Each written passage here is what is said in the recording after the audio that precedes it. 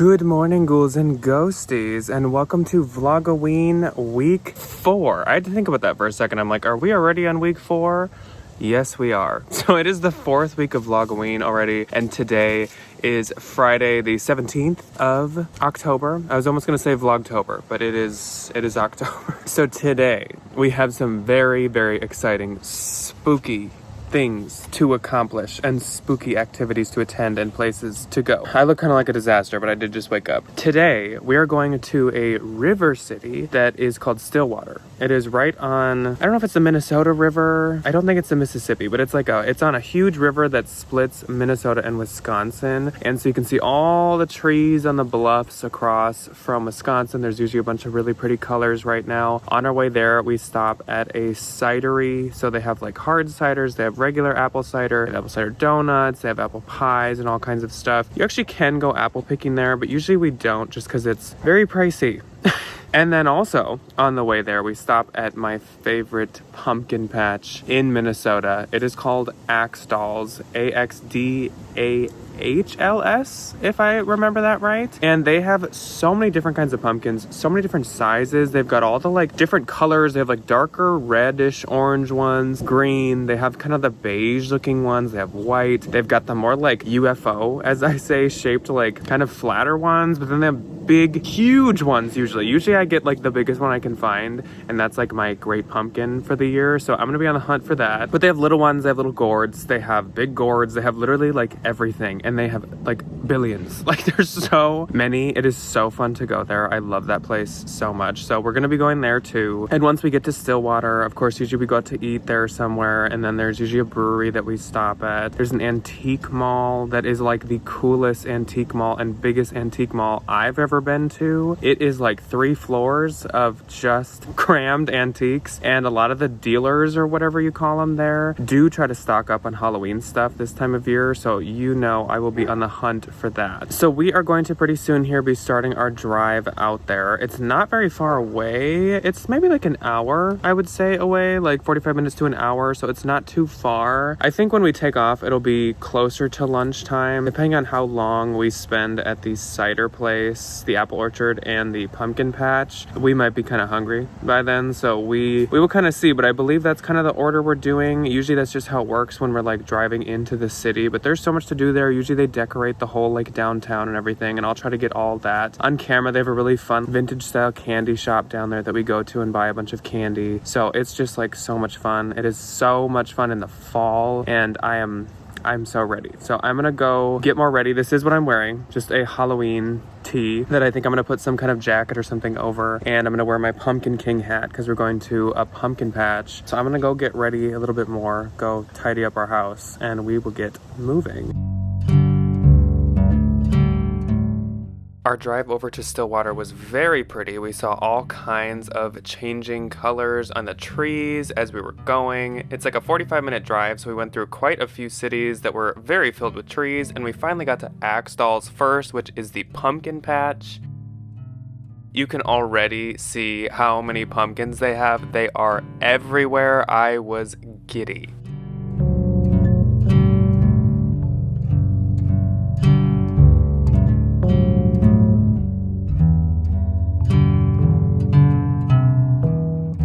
Like I said before we left, they have pumpkins of all kinds of colors, all kinds of shapes and sizes. I am usually on the hunt for the biggest one I can find, and sure enough, this year I had the same plan in mind.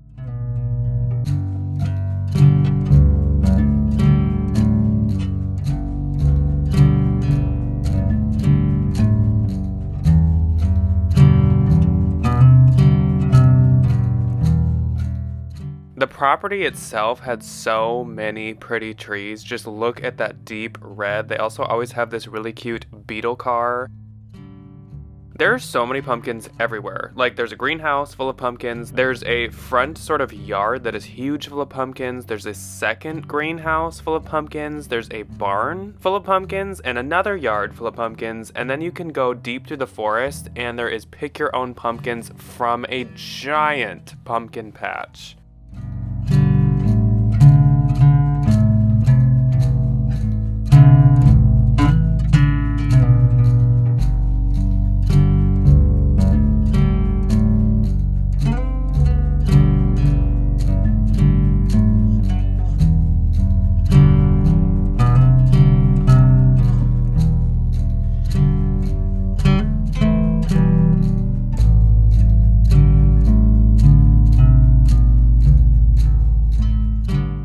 Usually we will grab a couple wagons and first head out to the pumpkin patch because of course that is the furthest walk away, and I always feel like I at least want to get one out there, even though usually we do fill basically 2 carts when we're out here. It's so much fun to go out in the field and pick it yourself. As a kid, I actually never did this because usually picking pumpkins from a field is decently expensive and getting them at stores is a lot more affordable. But as an adult and as a true Halloween lover, I cherish the experience of picking them from the patch. Nothing but sincerity as far as the eye can see.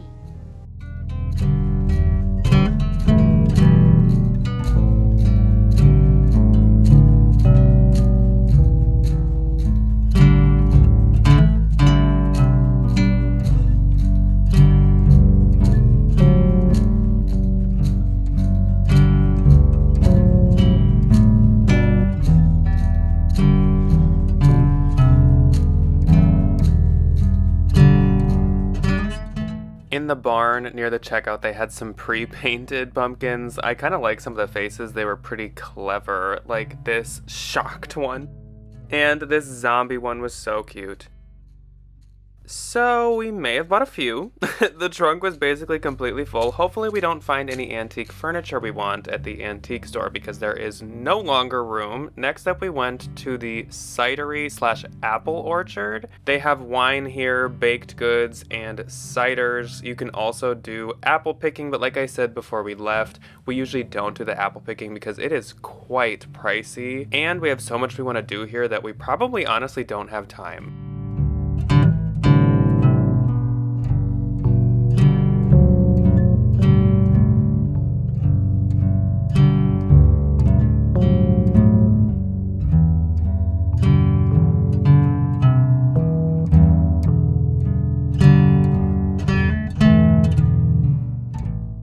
It was like 1:30 already and we hadn't eaten lunch yet, so I did get a pack of apple cider donuts even though they were like $10 a pack. Then we started to actually head into town and look again at those beautiful colors. Stillwater is basically at the bottom of a hill right next to a river. There's always houses decorated like this one I remember each year.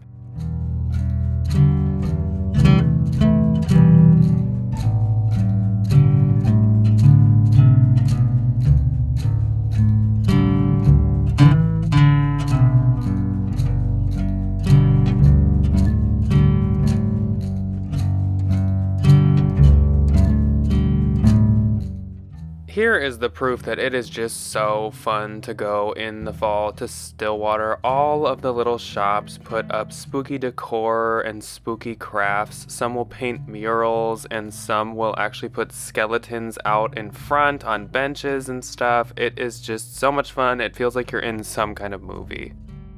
First thing is first though, we needed to get some food. We were all starving and we always eat at this little diner place. It is delicious and super affordable. We really need this energy to go to the antique mall. It is huge, like I said, 3 floors. Here we are, we're there. And as per usual, this place did not let me down. One of the first booths I looked at already had some antique Halloween items.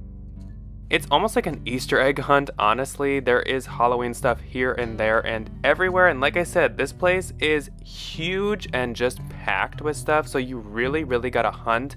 And you guys know, I love the haunt hunt.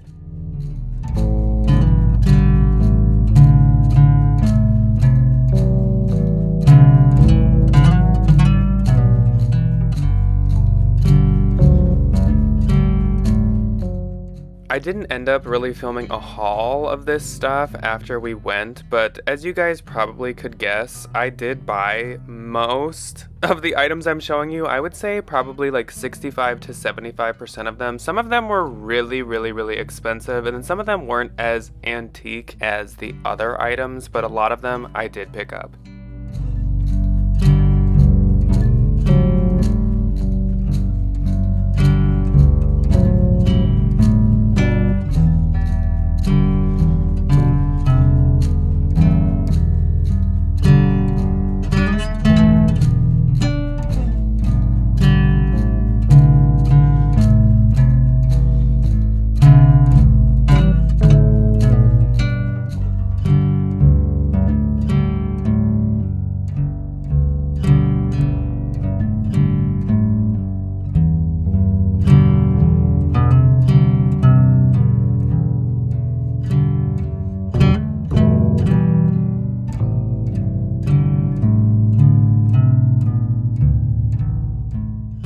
Since we have come here so many times, there are a few booths that I have memorized that usually do seem to purposely stock up on Halloween items. This is one of them. This booth usually has a lot of toys and a lot of Halloween. As you can see, I did grab a couple of the items from this booth. They also aren't too overpriced, which I really appreciate.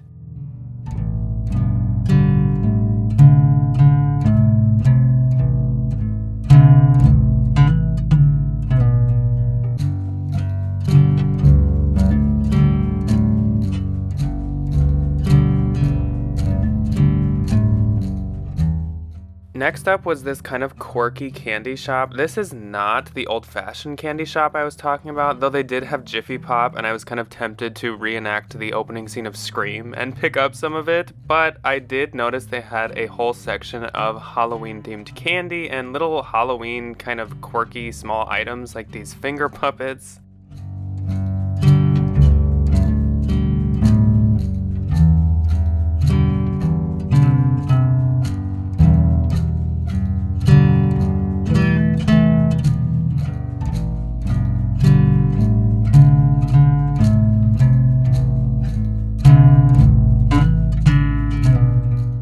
Here is a look at a few more of the in-window displays. That candy shop actually had this giant candy corn man. Some had painted their front windows, like this cafe.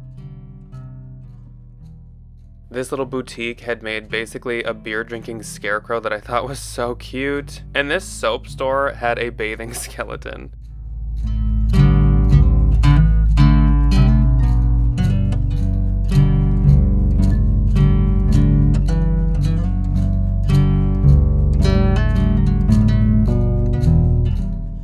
We had gotten to a brewery that we like to go to when we come here, and they had these posters all over the wall of spooky events coming up. They actually do ghost trolley tours in Stillwater. Some year I would love to do one of those.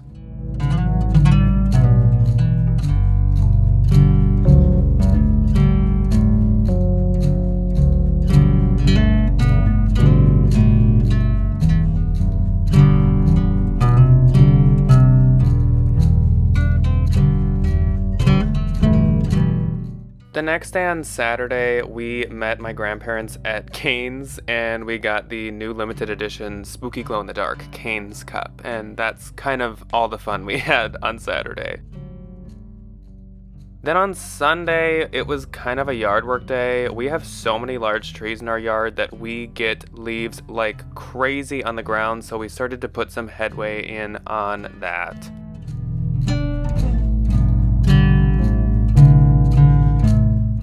Though later in the night when we were running some errands, I noticed these really cool decorated houses. One I actually showed you guys when we looked at lights last week, but their neighbors had now added some lights out too. Good morning, ghouls and ghosties. It is Monday now, and I am headed off actually to Target to start off my day. So I am doing a normal Monday, which means I go to the gym first, and then I go work, and then I get home, and I usually am doing more work. So Mondays are usually pretty busy and not full of fun for me. But I'm starting off my day with Target because yesterday, and I should have went yesterday, but I totally forgot. Yesterday, Target released a new line with John Darien. Now, if you don't know who John Darien is, during, I believe it was 2020, there's a chance it could have been 2019, but I believe it was 2020, John Darien did the entire Threshold Halloween line, and that has basically forever since been like my favorite Halloween kind of like in-store single collection that I've ever seen. It is just so cool. It is super vintage inspired. All of his stuff is a very certain style of like art. It's very like vintage, old picture book, old like encyclopedia and reference style kind of art. It's unique and it's really, really cool. And to find that stuff at Target was great. So he like normally does sell stuff all year. He actually had some vintage Halloween buckets this year, and I really wanted to buy one, but I never got myself to spend the money on them because they are really, really expensive. And like I kind of had already decorated and stuff, and I just was like, maybe next year or something. But the stuff in Target is obviously like the same style of art and everything. So it's really cool to have it be a little bit more accessible. Anyways, though, it isn't necessarily Halloween stuff, though there are a few spooky pieces. It's actually a mixture of like the next 2 holidays, if you get what I'm putting down, including a blow mold of a turkey that I that I do really want, but I don't like. When I looked online, it was sold out everywhere, or it never has like come available. You couldn't get it to ship. It was in not a single local store. I have a feeling they haven't got them in yet, because it just seems a little suspicious that it would be like 100% sold out in the entire state and online. So I might have to check back for that, but they have a couple other items that I kind of want to check out. There is a skull and crossbones ornament. There is actually a black cat ornament. So there's a few pieces that do lean a bit spooky that I would like to see. So we're gonna go check that out this morning. I'm gonna show you guys. Be prepared that there might be non-spooky, non-Halloween visuals ahead here in a second. Feel free to fast forward if you are faint of heart with non-Halloween items. Trust me, I'm not like super in the mood to see that stuff yet either. I've talked about this in the past. Like, I am a huge lover of all holidays. Like, holidays in general have always just had a very, very special place in my heart. All of them. My family's always done something for kind of like every single one. Even New Year's Eve is super fun. We all fondue together, and like all my relatives come over. So I am a big fan also of the next 2 holidays. It's just nowhere near, like not even a percentile of my love of Halloween. So I just like get really not in the mood to hear about the other holidays yet. If you're like me, let me know below. Like, it is not that I don't like them. I do like the next 2 holidays coming up. I just don't want to hear about it yet. Because it rushes through this season that I feel like is already so fast. You might be like, okay, well then, like, why are you going to look at this? Unfortunately, as we all know with haunt hunting, you do have to jump on some of these things when they come available, or you'll lose out. Like, you're SOL if you don't. If I waited until after Halloween to look at these items, there would be nothing to look at. But since it's John Darien and stuff, it doesn't make me feel as rushed and depressed as other things can. It's kind of just like seeing the whole store displays of Halloween shrink and be clearanced out and come down, and then seeing other things move in. Like, it reminds you, oh yes, this time is fleeting, and this time is limited, and soon we will be like counting down 365 more days. Anyways, this is like, I'm spiraling now. We need to just like stop talking about this, because we still have 2 weeks, basically, at least a week and a half. No, it's more like 2 weeks right now when I'm filming this. It's okay. It's all gonna be okay. We still have time. It's still the season. It is still the season of the witch. So I'm gonna show you guys the John Darien stuff. Obviously I'm not gonna like everything in grave detail, but like I will show you guys it when we get in there.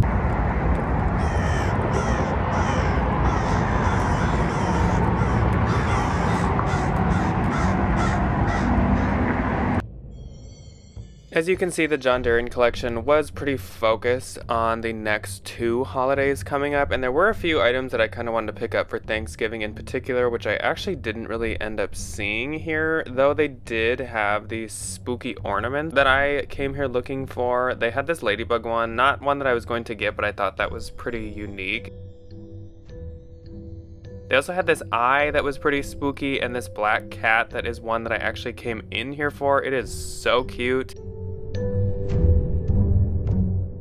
Plus, this skull and crossbones will be perfect for my spooky tree. And then here's a look at the rest of the items that my store had.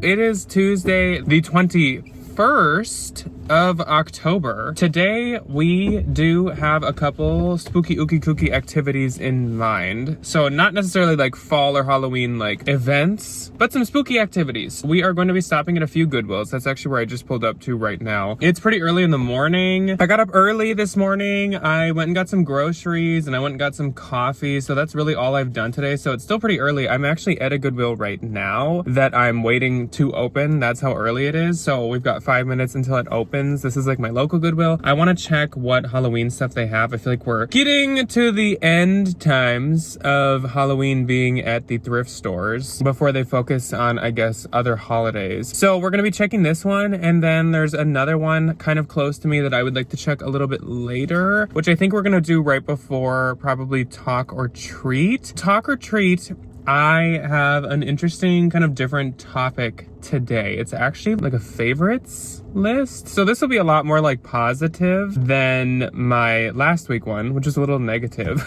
If any of you have actually been paying attention, I have another appointment with our new internet people. We have had the biggest issues getting this internet put in, and hopefully today's is the last appointment. But yes, I have another internet appointment today, and it is between 1 and 3, which is like key talk or treat time. I don't know, we're gonna see how this all works. Another thing that I want to do today, but this might happen on Wednesday, is I want to make a Cauldron cooking video with you guys. So I mean, maybe that makes more sense to do tomorrow for like another witchy Wednesday, and I do know which one I'm gonna do. I'm still gathering things to make my spinach dip, which maybe I'll do next week, because I kind of promised you guys that I would do that, even though also part of me is like, or should I save that to have some videos to do with you guys in November? I don't know, we'll see. But today I'm thinking 2 Goodwills, talk or treat, and then tomorrow probably a Cauldron cooking of a soup that I've actually made a handful of times so far, and it is so good. And if you have fangs and you glisten in the sunlight and you sleep in a hexagonal shape, you're maybe not gonna like this soup.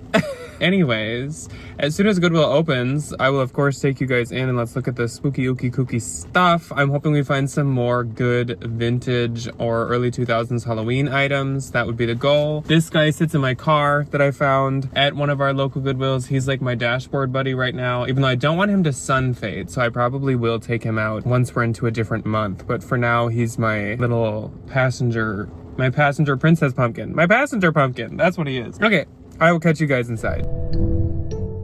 It was kind of a nasty day outside weather-wise, but anyways, let's go into Goodwill. They had a couple items, like this Marshall's Frankenstein. I don't think I was hunting back when they used tags like this, actually. This was a cute marshmallow ornament. I think my mom used to have some of those. They didn't honestly have too much at this location, which was kind of a bummer.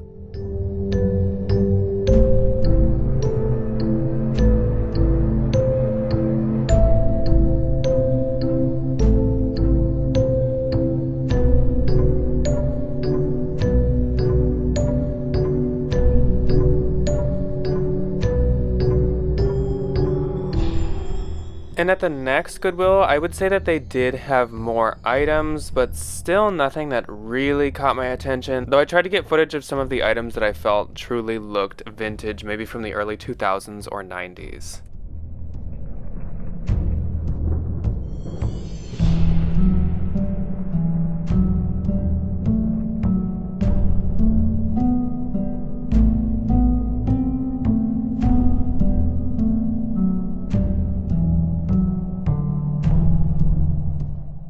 I always remember Marcus the Carcass from when I was a child. My mom had a more golden colored one that I think she got at Target. I actually do see him out thrifting a lot.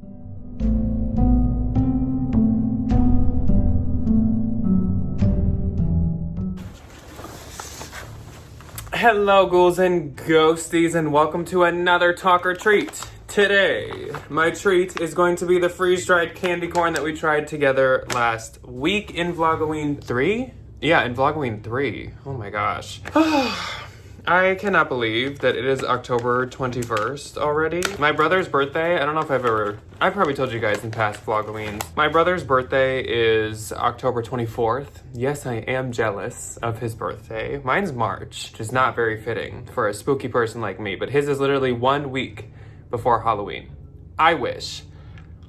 Once we get to his birthday, it's always like, it's already Halloween. Everything's like ending. And obviously like we're super close to that now. So I'm not gonna lie, I'm kind of freaking out. It's kind of making me sad, but I really just don't want to focus on that. The tree colors are at like peak here in Minnesota. I'm gonna have to get some better footage for you guys in the next couple days as I'm like driving around. The yellows are yellowing, the oranges are oranging right now, and the reds are burning red in the trees. So I'm gonna have to show you guys that before everything falls. But that is not what we are here to talk about today. So for this week's Talk or Treat, I thought last week was a little bit ranty, a little more like negative leaning, even though it was very, very interesting to read you guys' comments about Summerween and Halloween and other holidays. You ghouls and ghosties are truly my ghouls and ghosties because you guys seem to usually agree with me on most anything and taste levels and opinions and interests and in kind of everything, which I absolutely love. I feel like we all just like chit chat in the comments, geeking about like the same stuff and agreeing and relating on feelings towards stuff. So it was really fun to read you guys' responses and see that a lot of you did agree with me on most of it. But anyway, to be a little more positive this week, let's first look back, reflect, and throw back to when Freeform, which used to be called ABC Family, used to do 13 nights of Halloween. So I think I'm gonna move over in this video because I feel like I have quite a few graphics I'm gonna wanna put up. So ABC Family, back when I was a kid, used to do 13 nights of Halloween. It was not even 2 weeks. For Christmas, they would do like 25 days of Christmas on ABC Family. And for Halloween, it was just the 13 nights of Halloween with like thunder and lightning. So of course they'd show all the classics, but they later turned into a channel called Freeform, which I believe is what it is now. And I don't know if it was at that switchover that they changed it to be the 31 nights of Halloween. So Halloween finally got a bit more love and they now do 31 nights of Halloween movies. When it was the 13 nights, I think they more tried to do like a specific classic movie each night. Whereas when it was 31, obviously that's quite a bit. So I think they do a couple movies each night and they just kind of rotate through them. Also, I always felt like they kind of stretched it a little. I'd have to look at the list, but they really started to kind of stretch it. Like it wasn't really always Halloween movies. So I thought, just for fun and just for a more positive topic and just for some nostalgia and some enjoyment, let's create our own 31 nights of Halloween. I took it upon myself to take on the challenge of making 31 nights of Halloween, a lineup of movies, Halloween specials, and a couple series or mini series that would go into my 31 nights of Halloween. And when I say challenge, this truly actually was a challenge. First off, it was really hard for me to actually hone in on a list. Second of all, it was kind of hard for me to do an order to them. So this is actually not in order of least favorite to favorite, though the final 10 are my favorites. Not in order, but those are my 10 favorites for sure. Mine is actually going to be a mixture of a few horror movies with some family-friendly ones, and then, like I said, series and Halloween specials. Now, there may be a few missing from this that either I actually haven't seen yet, like some of the Halloween series. There's so many of them, I haven't seen them all. I haven't seen all the Friday the 13th. I haven't seen all the Nightmare on Elm Streets. I haven't even seen all the Screams. And then there's some missing that I just, like, don't like as much. This is kind of my top 31 Halloween or spooky season movies and etc. But it could always change because there are some I just haven't seen yet. And then there are some on here that I just really felt like I couldn't leave out because they really have like the heart of Halloween. A couple of these picks are definitely because they have the Halloween vibe. So if I was gonna make a 31 nights of Halloween, this is what mine would look like. On the first day of October, we would do Nightmare Before Christmas. Now I, shockingly, am not as big of a Nightmare Before Christmas fan as basically everybody else. I don't dislike it, but it actually isn't really a staple for me. I don't need to see it every year. Last year we watched it and actually it was one of the first times in a while that I watched it. And I do really like it. Again, like obviously anything themed around Halloween is hard for me to not like, but it's just not like a must watch for me, but I do enjoy it. So that would definitely still have to fit in. Obviously, it's a classic Halloween movie. On the second is Death Becomes Her. Now, I just watched that a couple nights ago, and it reminded me how much I love that movie. Some would argue that that's not a Halloween movie, and I totally understand, but it gives me all the, like, older movie, 90s Halloween vibes. It's campy. It's, like, creepy. It's in, like, this, like, kind of mansion, mainly at night. There's lightning. It has, like, aspects of, like, Frankenstein and, like, a monster coming back back to life and zombies in a way. Like, it does touch a lot of different kind of Halloween topics, in my opinion. So Death Becomes Her would have to make the list. Next up would be Hocus Pocus 2. Now, Hocus Pocus 2 almost didn't make this list. I am not nearly as big of a fan of Hocus Pocus 2 as 1, obviously. I don't actually think anyone is, but it's not bad. I feel like if Hocus Pocus 2 was kind of its own thing and wasn't connected or compared to the first one, a lot of us would like it more, because it's not awful, it's not bad, but it's just nothing in comparison to number 1. But I do still like Hocus Pocus 2. It has obviously all kinds of spooky Halloween vibes, so that has to make it on the list. Up next would be Halloween Town High. Almost all of the Halloween towns are on my list. This is my least favorite of the 3 that made it. I'm sure you guys can guess which one didn't make it onto my list. But Halloween Town High is really good. I don't know, Halloween Town 2 and Halloween Town High, actually I kind of almost like the same amount. They're very different stories, but I like both of the stories. Both of them have all the spooky, amazing Halloween vibes. Halloween Town High has like this carnival scene that I feel like is just so peak Halloween. Everything you see in the scene is Halloween. I love Halloween Town High. It's a classic. I have already watched that one this season. Up next would be Monster House. Monster House has been a favorite of mine also since I was young. It's actually been a favorite of my dad, and my brother used to really like it too, but he doesn't really watch much for animated movies anymore. But I love Monster House. It is just such a creepy art and animation style with such a unique storyline that I don't feel like much else does. Also, I can't really think of any other like kids haunted house movies. There's not really that much for haunted house movies, period, where the house being alive and being scary is like the focal point. Like, obviously there's haunted houses with like ghosts haunting the house, but like the house is the monster is kind of a rare storyline, and I love Monster House. I've like fallen back in love with it over the past 3 years. I kind of like dug it out of my mental archives, and now it's like back to being a classic. I love that movie. There's also really, really cool actually like animation in the movie. I can think of one scene where the main character is just starting to think that the house has something messed up with it, and I think he falls asleep and the shadow of the house like stretches across his bedroom. It's just really cool. Next up is a totally different vibe, but it is again a classic I have to watch every October, and that is Practical Magic. I actually usually watch it earlier in the season, but on a 31 Nights of Halloween it would have to be fit in. Practical Magic is so comforting, and it's ooky spooky and kooky, but at the same time it's like fall. I feel like it's the perfect mesh and melding and crossover between fall and Halloween. That's why it's like perfect to watch late September or early October. It moves you from like, oh, fall is just beginning, to like, let's enter the actual Halloween season, because there are some darker, grittier scenes, but then there's also like pretty light scenes. A lot of the scenery is really pretty. How they decorate their kitchen and their house in general is just very beautiful. Their garden in the backyard. But then by the end, they're jumping off the roof, floating down with like a whole witch outfit on, and they're fighting with a ghost / like zombie basically the whole time. Like it kind of checks all the boxes. So Practical Magic has definitely become a classic for me, which I'm also very excited for Practical Magic too. I'm glad that I'm like on the Practical Magic train now that it's being made. So 7th on my list, this is another one that some would probably argue is not Halloween, but you know what? If Freeform can play what they play, I can do Scooby-Doo 2. So Scooby-Doo 2 is full of monsters, and for me that makes it Halloween. Scooby-Doo 2 is the best live action Scooby-Doo that has ever been made. There's like no comparison. I feel like Scooby-Doo 2 gives me Scream vibes, kind of.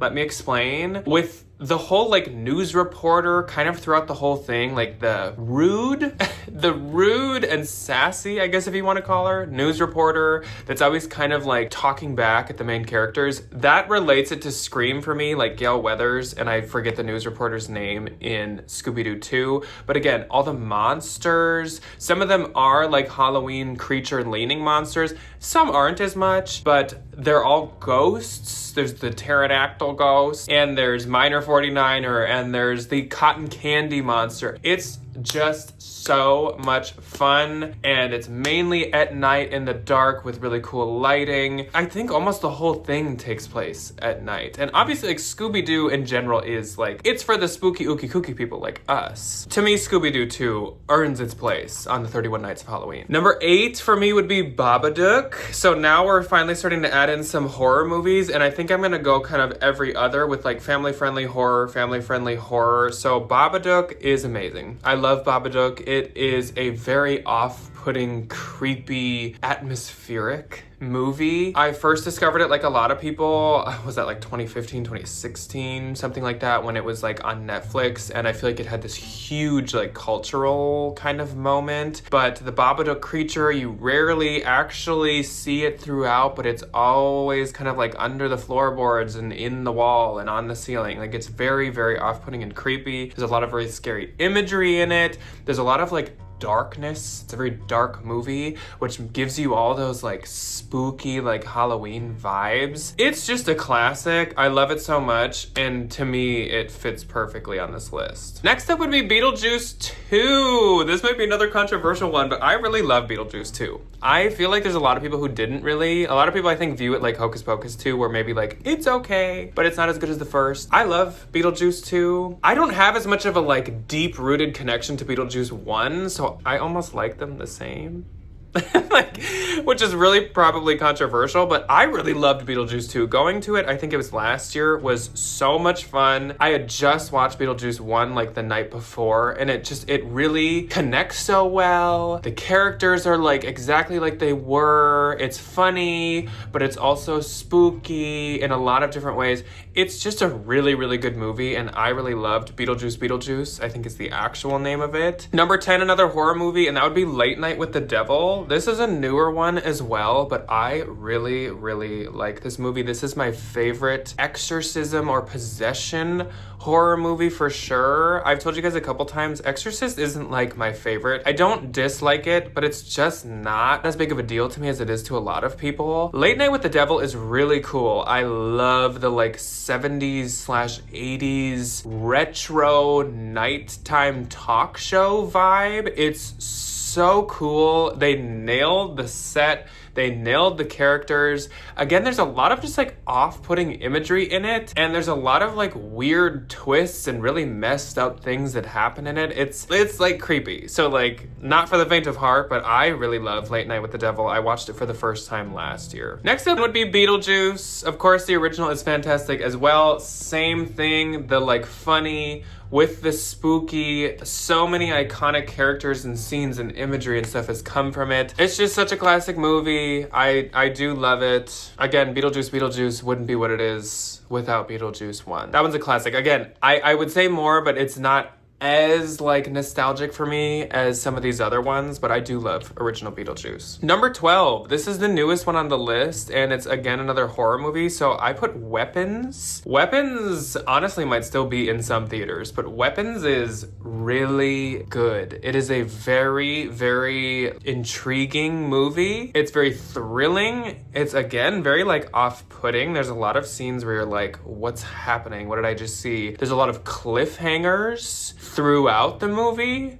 that you get answered. There's stuff that actually doesn't make sense in the movie that you almost have to like look up after or kind of ponder. It's a very like, there's a lot of depth, I feel like. It's a lot of like depth to the movie. There's a lot of like symbolism. It's a very cool, very good, very spooky movie. And again, it might not necessarily be Halloween to a lot of people, but I think it fits being a horror movie. All right, I'm gonna speed up just a little bit because I'm taking a little too long. Next up would be The Curse of Bridge Hollow at number 13. This is another one of the Netflix kind of made movies, kind of like Hubie Halloween, but not as good as Hubie Halloween. I like this movie. It's not the best movie ever, but it's very Halloween. There's like Halloween festival, Halloween carnival, everything. Like a 12-foot skeleton comes alive at one point. It's just so peak Halloween movie that it has to be in my 31 days. Next up would be Halloween 3. I do really like Halloween 3, and that is no longer an unpopular opinion. I do know that. It doesn't have anything to do with Michael Myers, but it's a really good movie on its own. The music from it gets really stuck in your head. Like, even just thinking about it's gonna get stuck in my head. But there's so much cool Halloween imagery in it, which you'll notice with a couple of my picks, that I do love that. And again, it just makes it fit perfectly into a 31 Nights of Halloween. Number 15 would be Halloween Town 2. Like I said, I love Halloween Town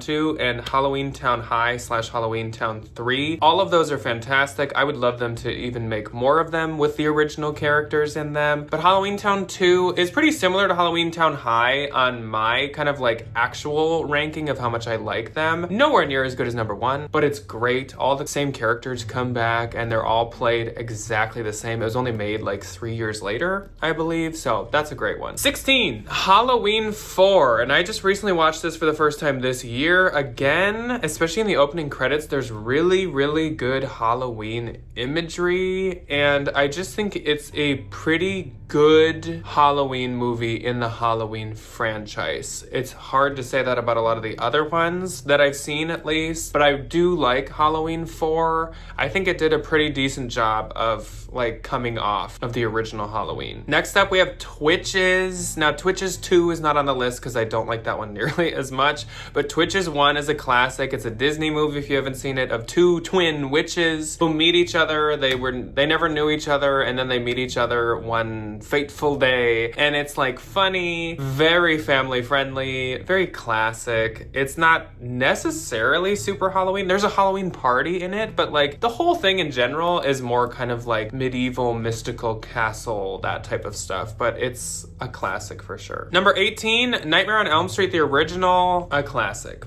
Love it. Nancy, the original Johnny Depp, step onto the scene. So 80s, so good. I love Freddy Krueger as a character, as a movie monster. This is a series where I really need to see more of them because I think I would like a lot more. I was just starting A New Nightmare, which I don't know where that falls in the franchise, but I didn't finish it yet. I think something came up and I had to pause it, but I need to watch more Nightmare on Elm Streets, but I do love the first one. The practical effects are fantastic. Number 19, Haunted Mansion, but the original, not the one that came out last year, the Eddie Murphy one. I just watched this with Ryan the other night and I love this movie. This is like an every year movie for sure. It actually would kind of scare me as a kid. I mean, the butler ends up basically being like basically the devil. The scene where they go down into like the gallows or whatever you want to call it. There's like water and zombies. I'm trying not to like spoil anything for any of these. That is a great movie. Number 20, American Horror Story 1984. So our first series on the list.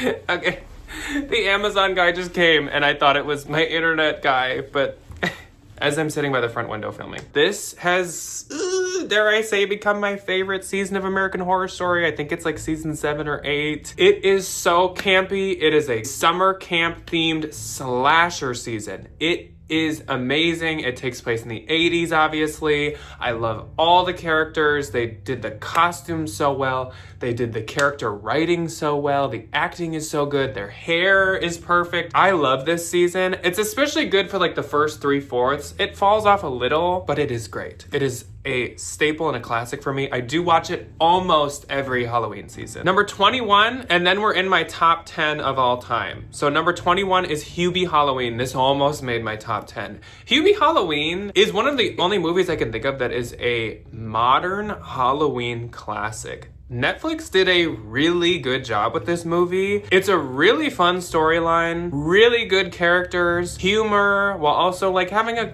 few creepy things here and there. Really good cast, really good decor throughout. I just think Hubie's Halloween is a classic. We watch it every year for sure. I just really, really like it, and I can maybe relate to him being like the town person who's so obsessed with Halloween. All right, my top 10. So number 21 is Trick or Treat. These are not in any order, but these are my top 10 for sure. So Trick or Treat, we just saw it in the theaters. I love Trick or Treat. Trick or Treat, Scream, and Halloween 1978 are by far my 3 favorite horror movies of all time. It's hard for me to pick between the 3, but I love Trick or Treat. All the different storylines are fantastic. I love Sam. I love that the movie is based on Halloween. Like, that is the point of the movie, is the traditions of Halloween. It is perfect. No notes. I love Trick or Treat. See it if you haven't. My technician is on the way. I have to go faster. Number 22, The Great Pumpkin Charlie Brown. I obviously love The Great Pumpkin Charlie Brown. It has to be seen every single year. It is a classic. There cannot be a Halloween season without it. Again, no notes. Like, it's perfect. The Halloween party, the characters, the storyline, the fact that they made up a being or a character, the Great Pumpkin, just for this special, and that alone is iconic. Watched it since I was a kid. I will watch it until my final Halloween. Next up, Scream Queens. This is my second favorite TV series of all time, at least that has multiple seasons. Scream Queens is so good. It is campy. It is funny. So funny. It came out when I was a freshman in college, season 1, which is the only good season. It is spooky. So much about it is Halloween related. It's about a killer. It's about a college campus. Like, the characters are amazing. They reference horror movies, like so many different horror movies in it. Jamie Lee Curtis is in it. Perfect show for season 1. Perfect show. Number 25, Scream, the original Scream. Campy, classic, spooky, perfection. It's harder for me to talk about these ones at the top for some reason than it is for me to talk about the other ones. Scream is just a classic. It's amazing. It brought a whole new wave of horror movies and how horror movies work onto the scene. The self-aware horror movie became such a huge thing in the 90s after Scream came out. I just love it. Ghostface is a classic because he's simple, but he's spooky. And that's where a lot, think of Michael Myers. Simple, but it scares you. Scream. Same situation. All he uses is a knife. Love it. Up next, Over the Garden Wall. I love Over the Garden Wall. I watch it multiple times this season. This would actually be my favorite series, but since it's just one super short series, I would call it more of a mini series. Over the Garden Wall is so great.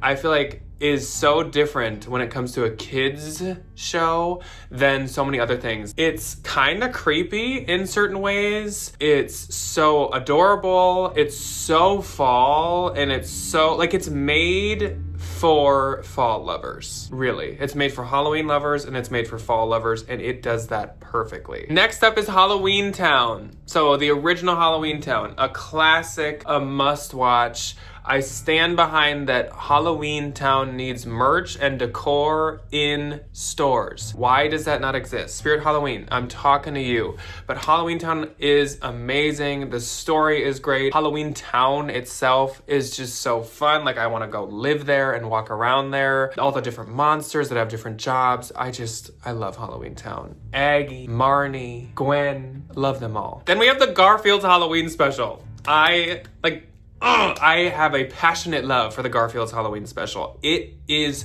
the best.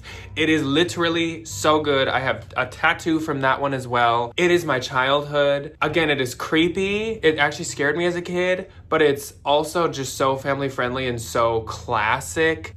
Chef's Kiss. I have all the songs memorized. I'm actually going to make a TikTok or a short using some of the songs to show off some of my Halloween clothing. Love it. So the internet people did show up, so I did have to cut off there, but I have 3 left. So number 29 is SpongeBob Scaredy Pants. So SpongeBob Scaredy Pants, I watch every single Halloween. Also, if you hear dogs, Will is in the room. SpongeBob Scaredy Pants, I watch every single Halloween. First thing I do in the morning. I get up, I sit in bed and I stay in bed. Well, sometimes I'll maybe brush my teeth and make coffee. But the first thing I do in the morning as a tradition is watch SpongeBob Scaredy Pants. It is so classic. I would love to get a tattoo relating to that, but I don't want a SpongeBob tattoo. I just don't. So I would have to figure out what imagery I would want from it. So SpongeBob Scaredy Pants is another just really great Halloween special. Number 30 would of course be Halloween, the original 1978. I'm in a shirt from that movie right now. At least I think it is. It's from Halloween the series, the franchise. I think it's technically from the original one. Halloween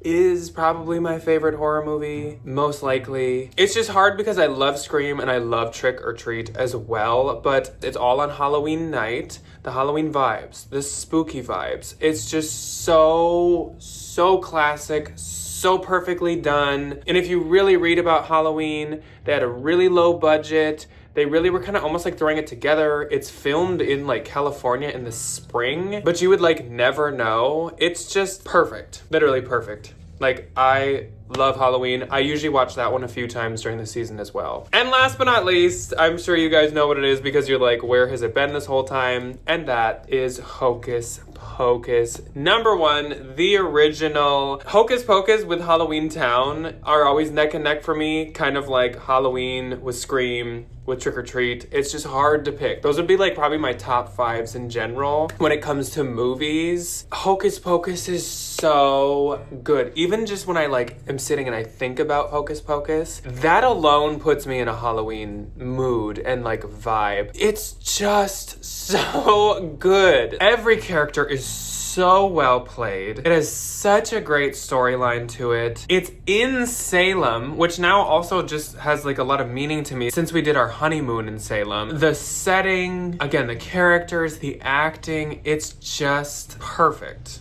It's funny, creepy, kooky, ooky, spooky, which you know, that's all the different boxes, and it checked all the different boxes. So Hocus Pocus is number 31 / number 1, whatever you want to call it. That is my 31 Nights of Halloween. I guess I should have done this before October if any of you actually wanted to follow this and watch it throughout October. But let me know, if you made a 31 Nights of Halloween, which of these would you maybe not put on?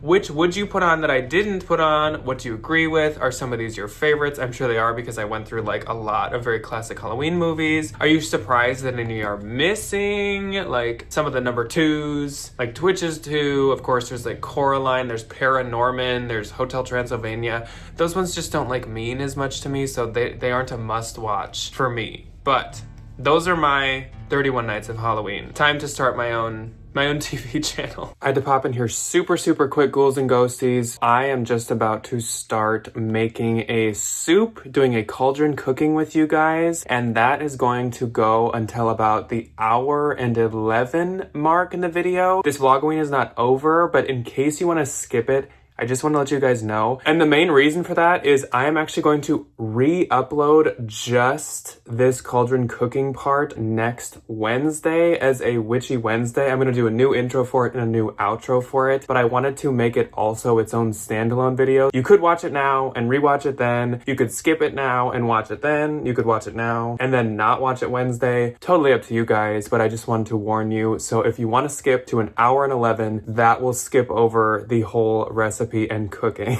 Hello, ghouls and ghosties, and welcome to Wednesday, October 22nd, and as I promised, we are going to do some cauldron cooking and make this a Witchy Wednesday today. So I'm sorry you can't see me, but I wanted you to see the ingredients we're going to be working with, and today we're going to be making vampire repellent, also known as a very garlicky brew. As I said yesterday, if you have fangs, if you like to suck blood, if you sleep in a hexagon, probably don't make this one. Or if you just don't really like garlic, probably don't make this one. I'm actually gonna make double because I love this recipe so much. I've made it quite a few times in my cauldron actually. So I'm gonna quickly show you guys what ingredients go in, and as I'm actually adding them in, I will give you measurements for them. This recipe actually involves using the oven and, of course, using the stove top. So let's get into the ingredients here. What you need is 2 full heads of garlic. Like I said, I am doing double, so I do have 4 here, and mine is a little alive still. It's truly like Frankenstein garlic. It's a little green on the inside, and it's alive. Okay, anyways, I did already cut these off. I'll explain that in a second. You also are going to need olive oil, butter, a large yellow onion. Again, I do have 2 because I am doubling it. Keep in mind, I said this is very garlicky because you actually also need minced garlic along with your heads of garlic. You're going to need some dried thyme. Of course, you probably could use fresh thyme if you would like. Some Dutch potatoes, vegetable or chicken broth, some salt, which I do have regular salt, but I'm actually just going to use onion salt because I prefer it, some black pepper, and some half and half. So these are the mandatory ingredients, but there are a few optional ones to do at the end as either a garnish or just kind of something you mix in. So you can do, of course, more thyme. You can do some red pepper flakes if you'd like, and then you can do some grated Parmesan cheese. So how this recipe starts off is with your 2 large heads of garlic. You actually need to lop off the top part of them. This one is technically a little too small. They're supposed to be really large ones with a lot of cloves in them. So you chop off the top half of them, which is always a mess, so bear with me here. Don't worry about peeling them down too much because you will be able to do that a lot easier after they're in the oven. If this gives you the heebie-jeebies, I'm sorry. I wish I could censor it. It is kind of off-putting to look at, I will say. It gives some kind of like alien eggs or something. So starting off, this is actually the longest step in the whole process. You're gonna need some aluminum foil, and this is when your olive oil is going to come into play. You're gonna need a pretty decent-sized piece of aluminum foil, especially because I am doing the 4 of these, and you're gonna put your garlic basically in the center all together like this. The olive oil technically is going to be about a tablespoon, but you drizzle it over the top of the garlic, so it kind of doesn't matter that much. Just don't overdo it. That's about perfect. I like to just kind of coat the top of them all and make sure that they all have at least a little olive oil on them. Now you're going to wrap this up, totally covered, like that. And this is going to go in the oven for 35 to 40 minutes so you can roast these garlic cloves. They're gonna come out a lot softer and mashable, which is really what you want. And of course, heated up. The point is, you're gonna be making them into a paste, so you really gotta get them pretty mushy. So I'm gonna throw these in the oven, and I'm gonna hop off of here for 40 minutes, and I will be back once we move on to the next step, and I will prepare my other ingredients in measurements for you guys. One eternity later. It has been 40 minutes now, and we are going to mash up our garlic. But first, let's take a peek. It is going to be very, very hot still, but as you can see, they do look mushier. What you want to do is slip out all the cloves now, and it's really easy at this point. They pop out now that they're soft. Like that. Super, super easy. These are still a little hot. I'm kind of burning my fingers. I'm gonna have to do this, maybe not yet. I might need to hold off a second because these are really, really hot still, but it is really easy to pop them out. I will do that in a second.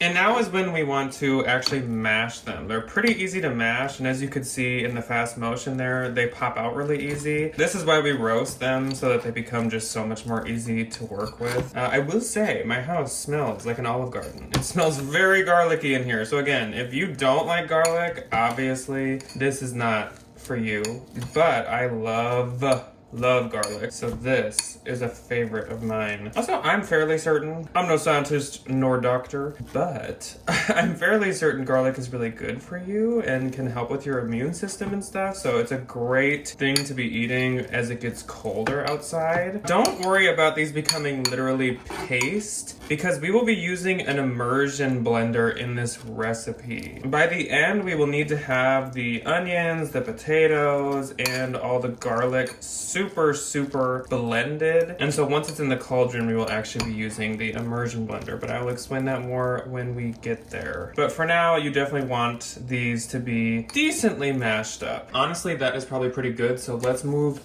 to the oven and let's get going with the cauldron.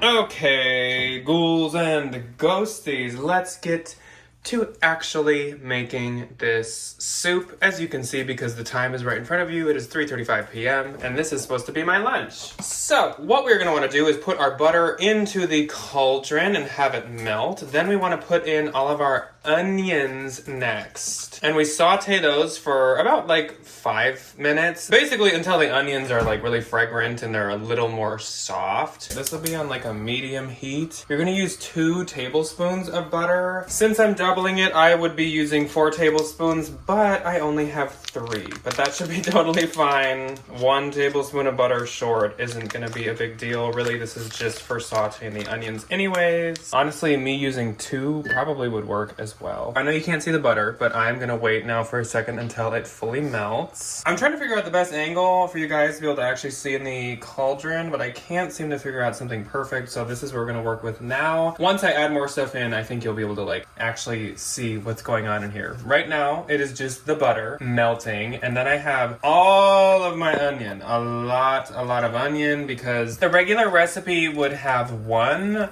large yellow onion, but again, I am doubling it, so I have 2. I definitely feel like this is gonna be more than enough butter. I think I'll be fine. So I'm going to add in my onion.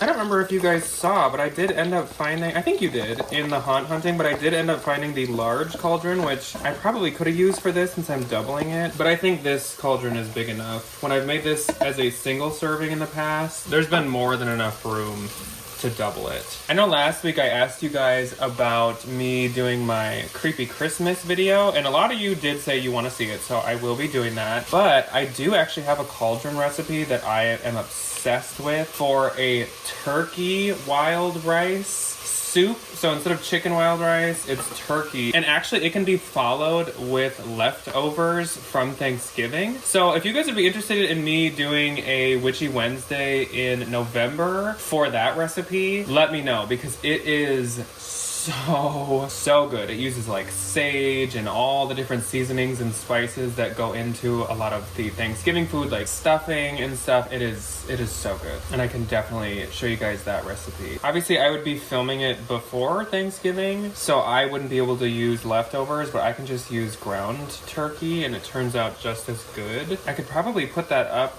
I don't know, maybe the week of Thanksgiving. Just let me know. I would love to share that recipe with you guys, because again, I honestly am not even a chicken wild rice soup fan, or like wild rice soup, or whatever you want to call it, but this totally converted me. Like, it is so good. So our onions seem a lot softer, so we now need to add in the minced garlic, so not the garlic paste, and we need to add in the thyme. For the regular recipe, you will need 4 cloves of minced garlic or 4 teaspoons of pre-minced garlic. Again, that means that I will need 8.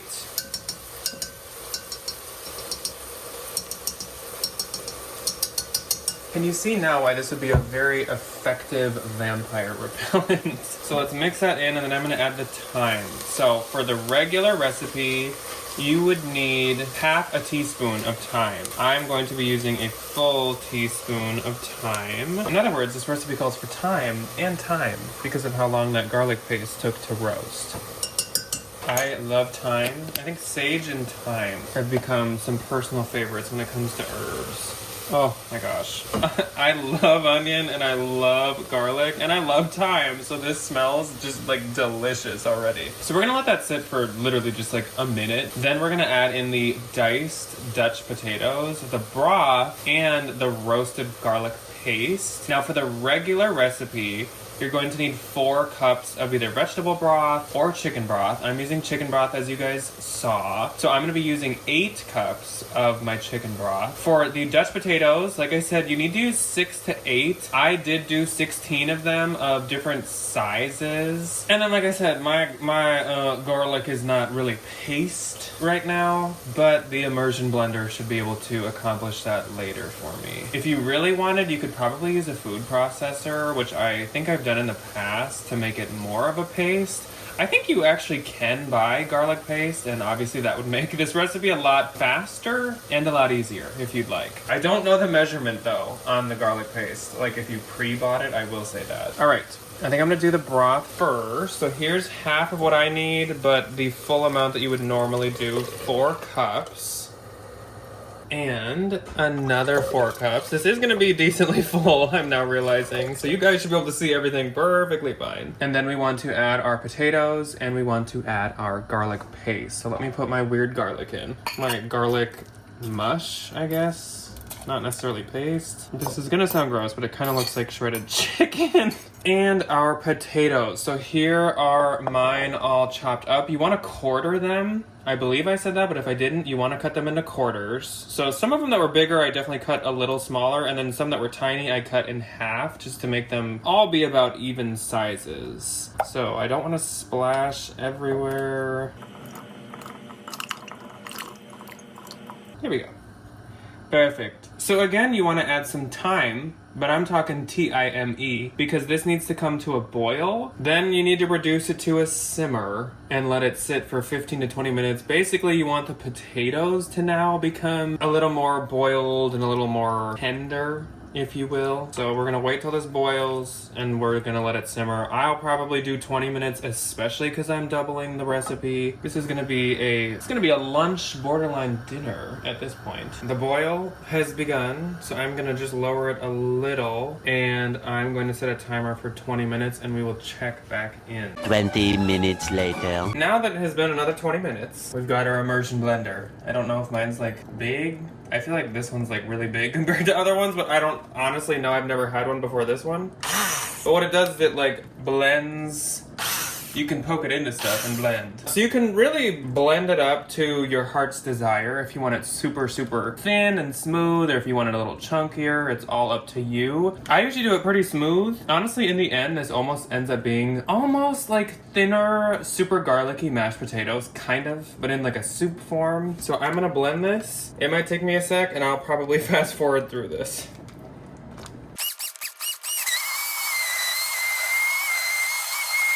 Perfect. So I'm gonna unplug this and rinse it off. By the way, I probably should have said this before. If you're worried that this blender is gonna like cut up or scrape or ruin your cauldron, it is not. Because of the metal protector dome that goes over it, it never actually touches the cauldron with the blade. Now is when you want to add the half and half and your salt and pepper. Though after that, you will still want it to simmer for a little while. So I have mine still going at a simmering temp. You would use 1 cup of half and half if you were doing the normal recipe, but I am doing, as you guys know because I've said it a million times, I'm doing double. So I need to use this entire half and half because this is a pint, and a pint is 2 cups.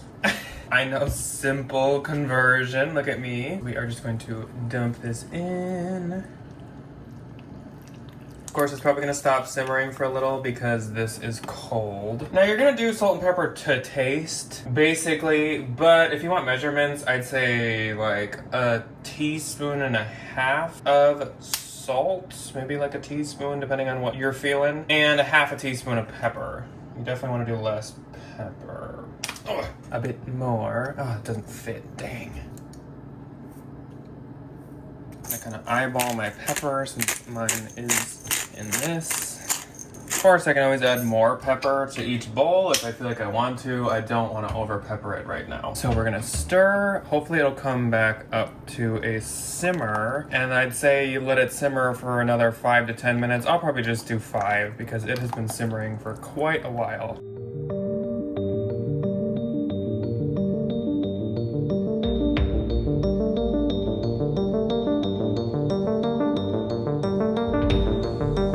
What time? It's like 4:30 and this is supposed to be my lunch. Oops. Hi, nice to meet you. My name's Jack and I eat lunch at 4:30. This smells so good though. I can smell the red pepper flakes and the grated Parmesan cheese like ruminating, if that's a good use of that word. Very hot, so good. Oh, delish.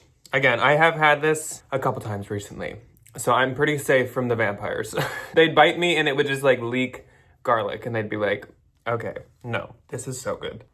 I'm actually surprised Ryan's not home. He usually gets home around like 4:30, but I think he had to stay late for something.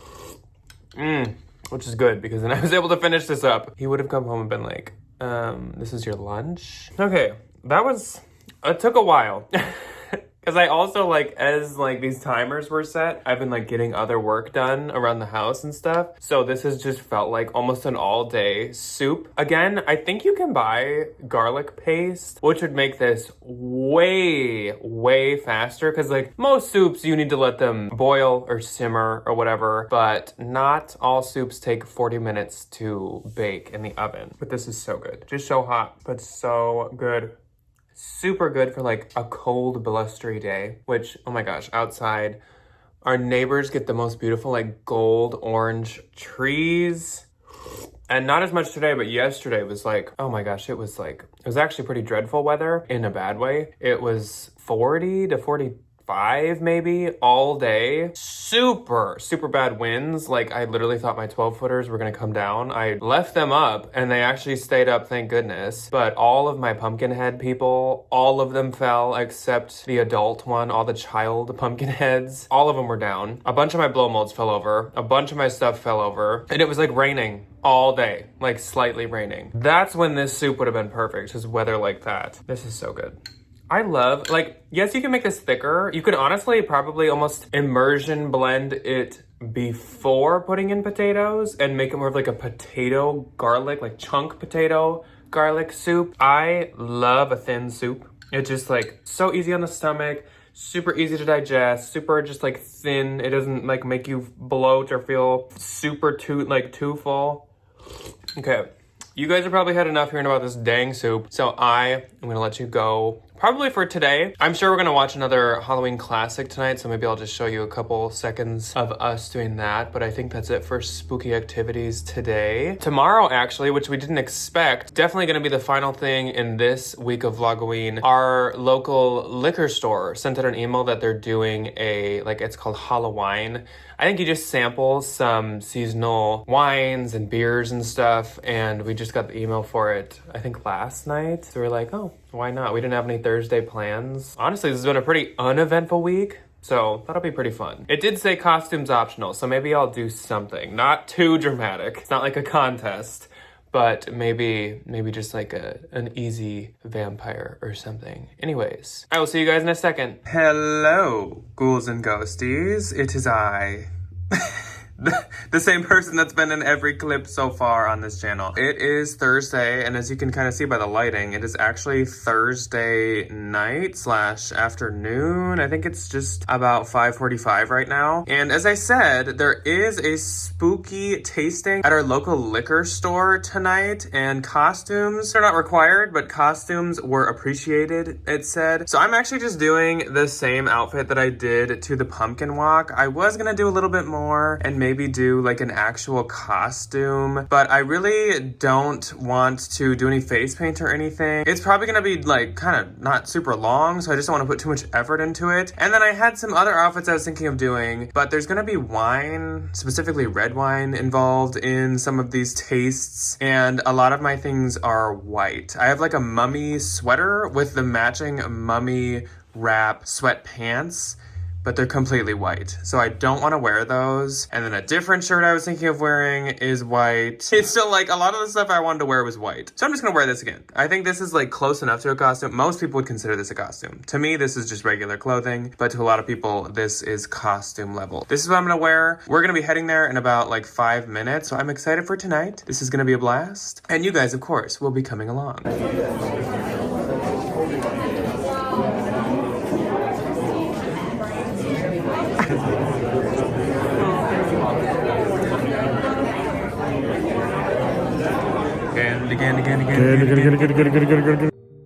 After our tasting, we swung by McDonald's to get some of the new Boo Buckets, and I ended up getting the ghost one, even though I really want the black cat one. I like the stickers that they come with this year.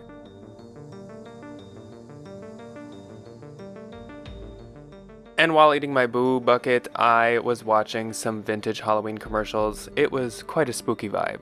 So we have reached the end of this Vlogoween week, but thank you, Ghouls and Ghosties, once again for joining me for another week in October 2025. I look forward to seeing you guys next week for the final week of Vlogoween. So I will see you then, Ghouls and Ghosties. Goodbye.